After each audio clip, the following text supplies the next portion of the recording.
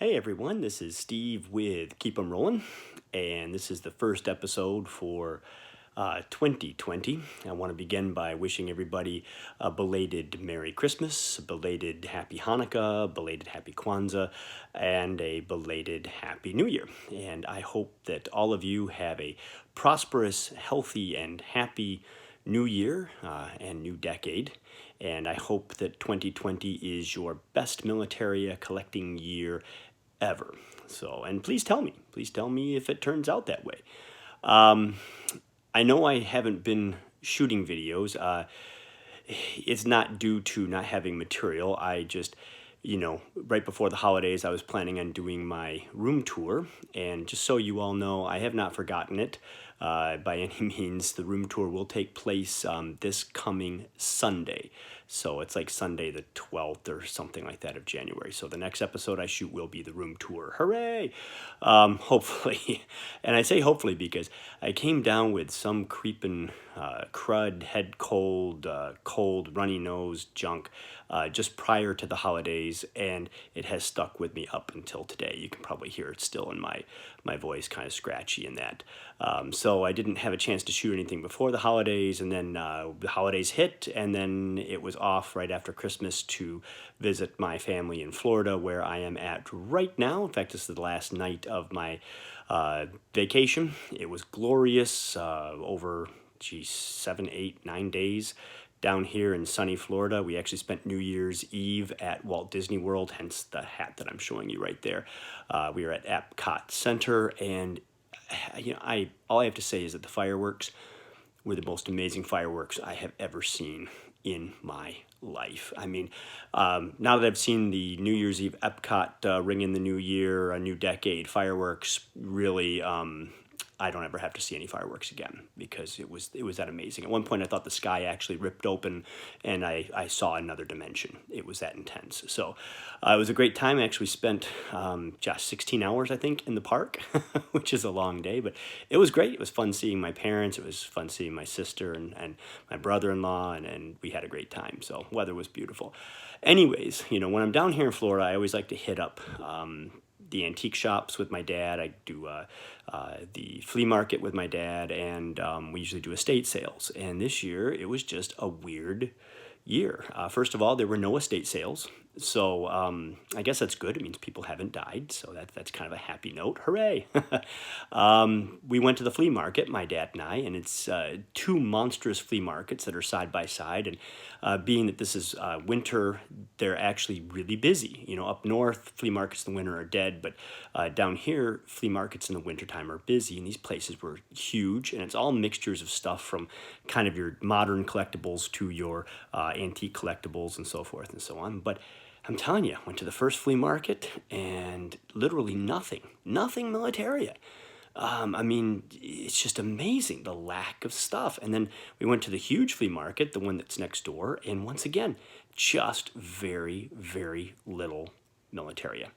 I mean, I really didn't pick up anything. Went to the antique shops. My dad said there's two big antique malls near where they live, and I was going to go to the first one after the kind of lack of fun at the flea market. Actually, the fun is hanging out with my dad. We have a good time looking at things, laughing at prices and such, but just not finding anything. I decided to hit the antique shop. My dad was like, man, I don't want to really go to that one. It's junk.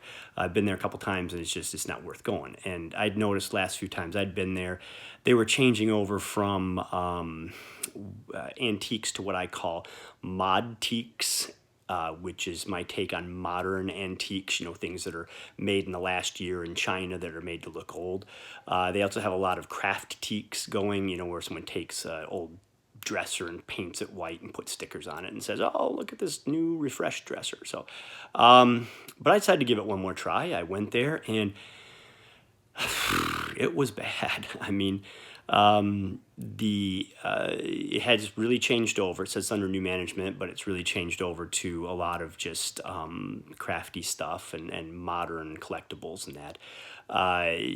In the mall itself, it's a big mall, and in the mall itself, there was absolutely zero militaria. I mean, literally, I took my time. I'm like, I'm on vacation. I've got vacation money. I'm going to buy something, even something a little extravagant. I'm going to buy something. Nothing. There's one guy who has kind of cornered the military market. He's got a large booth, plus he's got a lot of cases in different areas, look through everything, and his stuff is kind of the cast-offs. And I don't know why, at least in my experience, a lot of the military antique shop dealers I've dealt with sell just cast-offy stuff that's, it's not quite the best example. Okay, it's a canteen cover, but it's got a Japanese-made canteen in it, and it's missing a lift dot, or it's a series of photographs, but they're all damaged. It's weird, kind of worn out, kind of like the bottom of the collection. Like, this is stuff I don't want in my collection, so I'm going to put it up for sale. But to make it worse, the prices are outstandingly high. I mean, I looked through his stuff, and it was so ridiculously high. I didn't, once again, nothing. So a little bummed out. And then today, last day that we're here, I had some time, so I went to the other antique shop. And this one's nice. I've always liked it, but once again, kind of foofy. Prices are a little high, so I went in and once again went through the whole thing. And literally the last booth I went to, I found this right here. It's a nice overseas cap. It's got the medic piping on it. There were maybe 5 or 6 others there that had Air Corps piping. Khaki, and khaki's not exactly the most collectible. I couldn't tell if they were World War II, and the funny thing is I just found out they were. So tomorrow we head out for the airport, but we don't have to be there early. So on the way, we drive right by this antique shop. I think I'm going to ask my wife if we can stop, and I'll run in and buy them, because inside, if you look here, you can see it was a nice name. And I was able to look him up. His name is Vincent Lipinski. I think he was from Massachusetts, if my memory serves me from what I just looked up. He served in the Army Air Corps, and the other hats were all piped in Air Corps. So I think I'm going to go back and get them. The nice thing is, I like hats that are named. He went in 43, so it's a nice World War II hat. A little bit of damage, but just honest wear. Something that he wore, and the price, amazingly enough, $3. I was just flabbergasted that it was $3. So, and the rest are all $3 too, so I may go back. Now, I went through the whole shop, as I said, last booth, and then there was a photograph in another booth that I had seen earlier, snapshot. I decided to go back just one last time. I looked at it, decided not to buy it. I have too many snapshots. This one was pretty rough, and they wanted $2, which to me, I don't like paying more than 25, 50 cents for a snapshot, especially one that's damaged. But as I walked out of the booth, in the case at the entrance to this particular booth, very cluttered case. I mean, it's nicely arranged, but very cluttered case. In the bottom, tucked in the back, I just saw it out of the corner of my eye, was this. A souvenir of Germany. And I thought, oh, it's kind of cool. I see a lot of a souvenir of France. I don't see Germany that often. So I figured this was either something that is World War I and a soldier, sent back home, occupying, Germany in 1918, 1919, or this was something that was done afterwards, just picked up by a tourist. So they said there were a couple of items in the bag. So I went and got the clerk, asked if I could see it. They got the little baggie out, took it up to the front counter, and the price was $30. $30 for handkerchiefs is a little much. They said they could come down 10%, which would make it $27. And I thought, still a little much, but then I took out of the bag this handkerchief, and underneath it was this one here. Look at that. Hilgart, Germany, 1919, 1st Division. And Hilgart was about maybe 10 miles from where the 1st Division did their occupation duty. So my guess is some soldier went on leave and went to Hilgart, Germany, and there was somebody there who, an artist or whatever, and they painted this all up. And for $27, this was well worth the $27. But, and this is where things get weird, after all the looking, all the craziness that I'd been through, in the bottom of the bag was this right here. Now, as you can see, see if we can get it to light in here is not the best, but it does say 1914 on the bottom. This is a Iron Cross First Class, World War I. And, I always have my doubts about these things. You see them for sale quite a bit out in the wild where they're in a case or what have you. But, I looked at it going, I'm buying the baggie for this right here. You know, I didn't buy it for this right here. And I was willing to pay, you know, between the two, because this one here kind of verifies that, this one here verifies that this one was done by a soldier. You know, this is occupation, probably the same guy. And the person did not have militaria in their booth. It wasn't like it was chocked full of all sorts of different militaria pieces. Lots of glassware, photo cards, just a nice selection of stuff. So my guess is that this soldier from the 1st Division brought this home. I've done some looking at it, and when you flip it over here, you can see that it's got, you know, the correct, or what I consider to be the correct clasp on there. It's got the pin that only opens, only opens the, I forget what they call that. It doesn't open all the way. A lot of repops, the pin will just flop all the way back. This one actually locks in this vertical position. You can see that it is silver, and it's hard to see, but down here, let's open this up. Down here under the pin, I don't know if we'll be able to get it to focus. I had a hard time seeing it myself, but it's stamped, I believe it's 800, which is the German stamping for silver, which is correct for this piece. No maker marks on it, which I also liked. A lot of the repops are maker marks, but just got a wonderful age. If you look at the back, I mean, the age is there.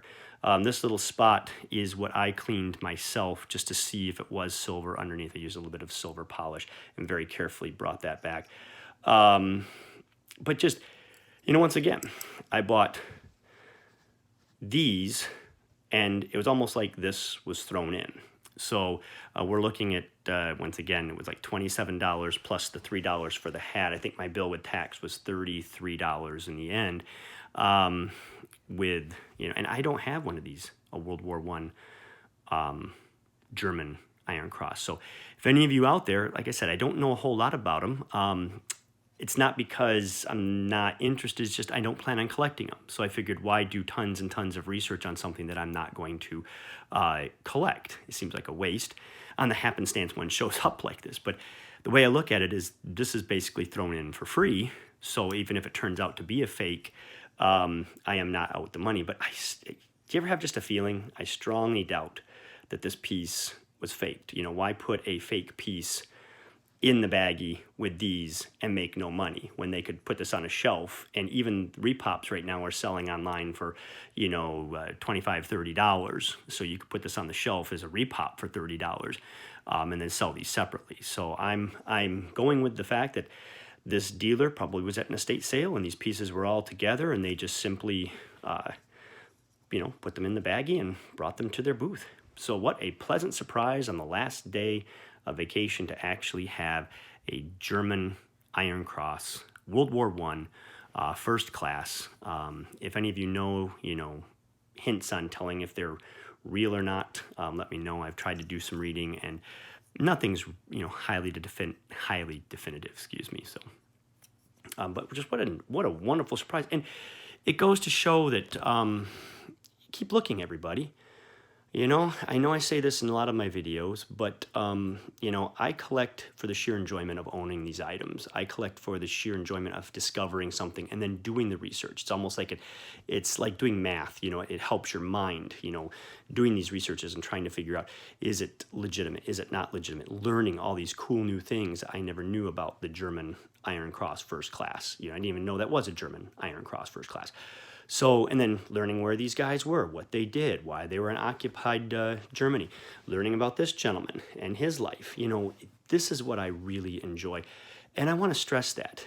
It's not about the deal. It's not about the money. Why I get so excited, and I'm sure a lot of the other collectors online will back me up on this, why I get so excited when I share finding something like this for a very, very reasonable price. And it is very reasonable. I mean, I've seen, just in doing the research, it seems like all the ones for sale come up first. But, they are selling for $150, $200, $250. So why I'm so excited is not the deal, not the, oh man, I've got this for so cheap, and oh my gosh, I'm rich and I pulled one over on somebody. No, it's the fact that I wouldn't go pay that for this. So I would not have one in my collection. And to have something like this show up, I'm now able to put this in my collection and have an example for a reasonable price and be able to really enjoy and help kind of round my collection out and continually round my collection out. So that's why I talk about this. Plus, I share this once again, not to do the aha in your face, look at what I got. I do this to show all of you this stuff is out there. It is still out there. Take your time, wander around, look under things, look on the bottom shelves.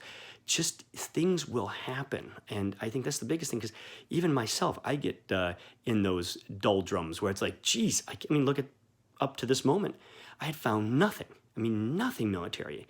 And, you know, and then something like this happens. Sometimes it's like when you're least expected. But keep your chin up, keep looking, keep uncovering things, and these things will happen to you. And you know what? I don't like to promise things, but I had an old-time collector one time say that to me because I was really in a funk, and I'm like, you guys have found all the good stuff. I'm never going to find the good stuff. And this collector said to me, listen, you will. Take your time. Enjoy the hunt. Things will come your way. They come to everybody. Just take your time. So I'm telling all of you that. I'm passing on his sage advice. Take your time. So this is just a short video. I wanted to kind of get this out there because I haven't been on the air. I'm feeling better. Had, like I said, a great vacation, and I hope all of you had a fantastic holiday, fantastic new year. I will say once again that I hope 2020 for all of you is your best collecting year yet. And please let me know. Share in the comments. Create your own YouTube channels. If you do create a channel, please let me know. Say it on one of my videos, you know, put a note at the bottom in a comment section. Hey man, I started my own channel. You should watch it, because I will. I love seeing other collections. I can't stress that enough. And don't feel that your collection is it's too small. It's not very good. No one's going to care. I will care. I promise you. I love seeing other people's stuff. Sometimes I miss it because I don't know you have a channel, or I don't know you've posted a new video. So I've tried to, you know, get things where I get notified. Sometimes it works, sometimes it doesn't work. Let me know and I will watch. I love seeing this. I know other collectors out there love seeing this stuff. So on that note, just a couple follow-up things.